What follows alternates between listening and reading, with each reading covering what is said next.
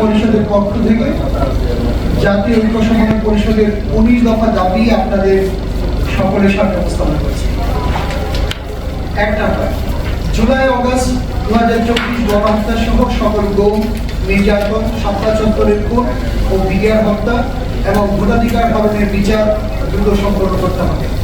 Fascist ও তাদের দোষরদের বিচার করতে হবে এবং রাজনীতি করা থেকে বিরত সহ তাদেরকে অবিলম্বে গ্রেফতার করতে হবে। 2, সকল প্রয়োজনীয় সংস্কার সম্পূর্ণ করে জাতীয় নির্বাচন করতে হবে যৌক্তিক সময়ের মধ্যে।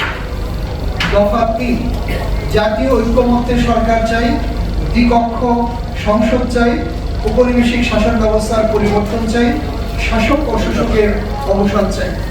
4, অতঃপর গণপরিষদ নির্বাচন করে গণপরিষদ সদস্যদের ভোটে সংবিধান সংশোধন করতে রাষ্ট্রীয় ব্যবস্থাপনায় মৌলিক পরিবর্তনের ক্ষেত্রে জুলাই আগস্ট গণঅভ্যুত্থানের চেতনা সম্মিলিত নতুন সংবিধান প্রণয়ন করার দাবি জানায়, যেন আর কোনো ফেসিবাদ ও স্বৈরাচার সৃষ্টি হতে না পারে এবং নির্বাচন কমিশনের উপর রাজনৈতিক হস্তক্ষেপ বন্ধ হয়, যাতে সুষ্ঠু ও নিরপেক্ষ গ্রহণযোগ্য নির্বাচন করা যায় সেই ব্যবস্থা গড়ে তুলতে হবে।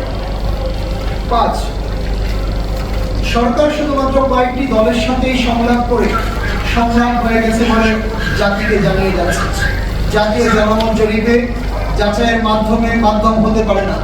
এটি একটি চূড়ান্ত পদক্ষেপ নয় বলে জাতি মনে করে। সরকারের নিকট আমাদের স্পষ্ট বক্তব্য হলো, দেশের সকল রাজনৈতিক দলগুলোর সামাজিক সংগঠন, নাগরিক সংগঠন ও নাগরিক পেশাজীবী সহ সকল পর্যায়ের স্টেক হোল্ডারদের সঙ্গে আলোচনা করে সকল জাতীয় গুরুত্বপূর্ণ সিদ্ধান্ত নিলে প্রকৃতপক্ষে জাতীয় ঐক্য প্রতিষ্ঠিত হবে বলে আমাদের নিকট প্রতীয়মান হয়। এটাই বাস্তবতা এবং এটাই হচ্ছে সময়ের দাবি। আমাদের জানা মতে দেশে 150 থেকে 160টির মতো রাজনৈতিক দল রয়েছে। 2023 সালে নির্বাচন কমিশনকে 93টি দল নিবন্ধনের জন্য আবেদন করেছে। সে সকল দলের সঙ্গে সংলাপ করতে হবে, অন্যথায় এই সংলাপ ও সিদ্ধান্ত সমূহ অর্থবহ হবে না। আমাদের জানা মতে দেশের ফেসিবাদ ও তাদের দোষর ছাড়া প্রায় 93টির মতো রাজনৈতিক দল রয়েছে, যাদের নিবন্ধন নেয়ার জন্য নির্বাচন কমিশন কার্যালয়ে রেজিস্ট্রেশনের জন্য প্রক্রিয়াধীন আছে। 6, অবিলম্বে মানুষের নিত্য প্রয়োজনীয় চাল, তেল, পানি, বিদ্যুৎ, গ্যাস, জ্বালানি, তৈল সহ সকল দাহ্য পদার্থের দাম কমাতে হবে, দ্রব্যমূল্য নিয়ন্ত্রণ করতে হবে, ব্যবসায় সিন্ডিকেট ভেঙে দিয়ে জনগণের স্বস্তি ফিরিয়ে আনতে হবে, মুদ্রাস্ফীতি কমাতে হবে, ব্যাংকিং খাত শক্তিশালী করতে হবে, অর্থনৈতিক মুক্তি ও কর্মসংস্থান সৃষ্টি করতে হবে। নাগরিকদের কর্মসংস্থান সৃষ্টি করতে পারলে প্রকৃত গণতন্ত্রের পথে যাওয়া সহজ হবে। ব্যবসা বান্ধব পরিবেশ সৃষ্টি করতে হবে, অর্থনৈতিক সচল করার সহ সকল ধরনের চাঁদাবাজি বন্ধ করতে হবে। 7, সরকারের উপদেষ্টাদের আরো বেশি তৎপর ও শক্তিশালী হতে হবে। 8, সরকারের দেশ চালাতে যদি সমস্যা মনে করেন বা তাদের নিকট যদি হার মনে হয়, তাহলে আমাদের স্পষ্ট বক্তব্য হলো, প্রয়োজনে পূর্ণাঙ্গ ক্যাবিনেট করে জাতীয় সরকার বা বিকল্প সরকার গঠন করতে হবে, যাতে করে শক্তিশালীভাবে দেশ পরিচালিত হয় এবং ছাত্র জনতার গণ আন্দোলনের চেতনাকে ধারণ করতে হবে। আমরা চাই এই সরকার যাতে কোনোভাবে ব্যর্থ না হয়, যেন সফলতা অর্জন করে। এ বিষয়ে গণভোট বা রেফারেন্ডাম জনগণের মতামত নেওয়া যেতে পারে। 9, দেশের ভাবমূর্তি তুলে ধরতে কূটনৈতিক মিশনে ফ্যাসিস্টদের দোষরদের প্রত্যাহার করে দেশপ্রেমিক যোগ্যদের নিয়োগ দিতে হবে। বিশেষত ভারতে বসে ফ্যাসিস্ট স্বৈরাচার হাসিনা দেশের বিরুদ্ধে অপপ্রচার চালাচ্ছে। ভারতের ষড়যন্ত্রের বিরুদ্ধে দেশপ্রেমিক শক্তিকে ঐক্যবদ্ধ থাকতে হবে।